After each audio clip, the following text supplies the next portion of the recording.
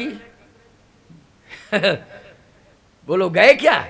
ना दशरथ का प्रयास है ना जनक का प्रयास है। अगर प्रयास हो तो बता दो।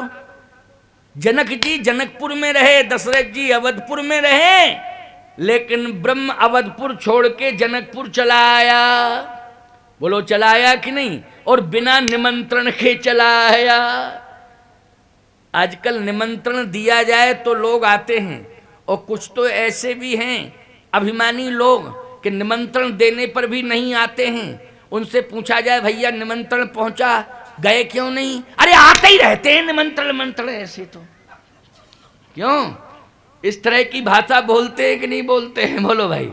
हाँ, लेकिन सावधान, यहां जनकपुर से कोई निमंत्रण नहीं गया था, लेकिन बिना निमंत्रण के बोलो ब्रह्म आ गया कि नहीं आ गया है? ब्रह्म आ गया, बिना निमंत्रण के आया, मिथिला में आया वो। गोस्वामी जी कह रहे हैं धनुष जग सुनि रघुकुल नाथा, हरस चले मुनिवर के साथ। हरस चले मुनिवर के साथ। पिता के साथ नहीं जा रहे हैं, पिता के साथ नहीं जा रहे हैं, मित्रों के साथ नहीं जा रहे हैं, विश्वामित्र जी के साथ जा रहे हैं। आजकल लोग जाते हैं शादी विवाह कराने तो परिवार के साथ जाते हैं, मित्रों के साथ जाते हैं, लेकिन भगवान जो है शक्ति को प्राप्त करने के लिए, भक्ति को प्राप्त करने के लिए, शांति को प्राप्त करने के लिए आज संत के साथ जा रहे हैं। मैं एक बात कहता हूं, सीता जी वेदांत की दृष्टि में, वेदांत में सीता शांति है, वेदांतियों की दृष्टि में सीता शांति है, और ज्ञानियों की दृष्टि में सीता जी मुक्ति हैं, और भक्तों की दृष्टि में सीता जी भक्ति है। अपना अपना दृष्टिकोण है, अपना अपना दृष्टिकोण है। माताओं, हमारी बात समझ में आ रही है कि नहीं? हाँ, समझ में आ रही है तभी तो तुम सुन रही हो। नहीं, आजकल कोई किसी की सुनता ही नहीं है, सब अपने अपने क्यों भाई, अपने अपने वातावरण में सब मस्त हैं प्यारे। लेकिन यहाँ सब सुन रहे हैं और बहुत शांति से सुन रहे हैं, कोई उथल पुथल नहीं है। यहाँ की विशेषता यही है कि यहाँ बहुत शांति से कथा लोग सुनते हैं, और वक्ता भी बहुत शांति से कथा कहता है। हाँ, ये अस्थान का प्रभाव है कि चाहे जितनी गर्मी लेके कोई वक्ता आए, लेकिन ऐसा लगता है कि हिमालय में आ गए। हाँ, बिल्कुल सौम्यता, सरलता, सहजता है। यही तो प्रभाव है सत्संग स्थल का, ये प्रभाव होता है, ये सत्संग स्थल का प्रभाव है। कितना बढ़िया संगीत चल रहा था। ये पता नहीं ये बाबा कौन सा बेसुरा आके जो है अरे भजन ही हो जाते एक दो। ठीक है, कथा तो कहता ही है, लेकिन थोड़ा सुर से कहा करो। हारमोनियम इतनी बढ़िया थी, पता नहीं कैसा बजा रहा था। हम कहे कौन बजा रहा है ये? अब जितना सीखा है उतना ही बजाता है, हैं? अरे हारमोनियम तो हम नहीं बजा पाए अभी तक। हारमोनियम साधारण है क्या? हमको आरोह अवरोह का ज्ञान है, लेकिन फिर भी हारमोनियम नहीं बजा पाए। हारमोनियम को साधारण समझते हो? हमने देखा कि वाह कितनी बढ़िया हारमोनियम हो रही है, देखो। चलो, ये भी एक आनंद है, आनंद है। भजन अच्छे होते हैं, दोनों ही अच्छे गायक हैं, संतोष भी और गुरुशरण भी, गुरुशरण भी, दोनों बहुत अच्छे गायक हैं, बढ़िया मधुर कंठ हैं। अभी भजन सुनाया, हमारा मूड बन गया कथा कहने का। हाँ अच्छा लगा, तभी तो मैंने कहा कि अभी भजन सुनूंगा, तुम पूजन करवाओ, माइक इधर रहेगा। भाई जैसा वातावरण कान में जावे वैसा ही भाव बन जाता है, क्यों बन जाता है कि नहीं? आनंद आया है, हम आया करें तो हमको भजन जरूर सुनाया करो। सामवेद है ये, इसको साधारण नहीं कहा जाए, सामवेद, ये वेद की परंपरा है? इसको सुनने के लिए देवता लालायित रहते हैं स्वर्ग में जाके, समझ रहे हो कि नहीं?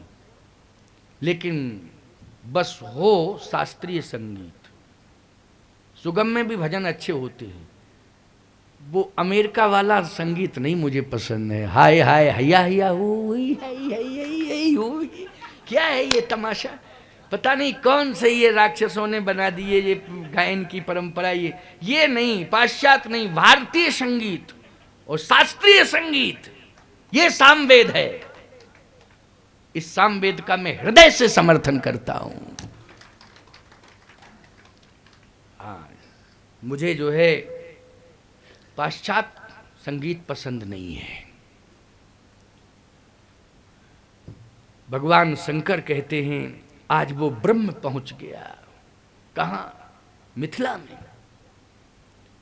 जनक जी कहते हैं कि ये मेरे पुण्य खींच के लाए ब्रह्म को, लेकिन पुण्य का अभिमान मैं नहीं करता हूं।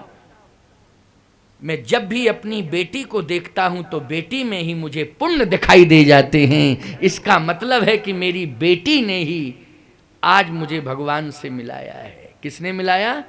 बेटी ने। ये बेटी की ताकत है, ये भगवती सीता की शक्ति है। बोलो है कि नहीं? इसलिए धनुष जग सुन रघुकुल नाथा, हरस चले मुनिवर के साथ। प्रसन्न होकर के विश्वामित्र जी के साथ भगवान जा रहे हैं मिथिला में। प्रसन्नता, जब अयोध्या में आए थे तो आए तो प्रसन्न होके ही थे, लेकिन अयोध्या वालों ने कहा रो तो सुन वचन सुजाना रोदन ठाना। वैसे कहाँ रो के आए थे, लेकिन अयोध्या वाले बोले रो। कौशल्या जी बोली रो तो सुन वचन सुजाना रोदन ठाना, होए बालक सुर भूपा, रुला दिया। लेकिन मिथिला की यात्रा जब भगवान ने की तो प्रसन्न हो गए भगवान। आनंद आ रहा है, प्रसन्न हो गए, हरस चले। क्यों हरस चले का मतलब है? एक और विशेषता है इसमें। क्या? भगवान जब अयोध्या से चले थे तो पुरुष सिंह दो वीर हरस चले मुनि भय हरण। उस समय भी वर्णन आता है कि हरस चले, प्रसन्न होके चले थे। लेकिन बीच में जब आए अयोध्या तो हर्ष लेके आए, लेकिन अयोध्या पहुंचे तो कौशल्या जी बोली रो तो रोए। इसके बाद जब महात्मा मिल गए तो फिर हरस। क्यों भाई? प्रमाण है नहीं? पुरुष सिंह दो वीर हरस चले, इसका मतलब है अयोध्या से चले अवधपुर से तो हर्षित होकर के चले। क्यों? मैं जिसके लिए आया था आज वो लक्ष्य मेरा पूरा होगा। माध्यम महात्मा विश्वामित्र बन गए। माध्यम कौन बन गए? विश्वामित्र जी महाराज। इसलिए प्रसन्नता आ गई। तो विश्वामित्र जी महाराज प्रसन्न होकर के चले और राम जी विश्वामित्र जी को पाके प्रसन्न होके चले, और विश्वामित्र जी राम को पाके प्रसन्न होके चले। लेकिन बीच में आए तो प्रसन्नता गायब हो गई। ताड़का आई तब नहीं हुई प्रसन्नता गायब। मारी सुबाहु आए तब प्रसन्नता गायब नहीं हुई, क्योंकि भगवान डरते थोड़ी हैं राक्षसों से। लेकिन प्रसन्नता उस समय गायब हो गई जब एक ऋषि पत्नी के ऊपर पैर रख दिया। तुलसीदास जी कह रहे हैं शिला साप संताप विगत भई तुलसी पर सत पाँव, दई सुगति सुनहेरी हरस हिये, छुअत चरण पछिताऊं।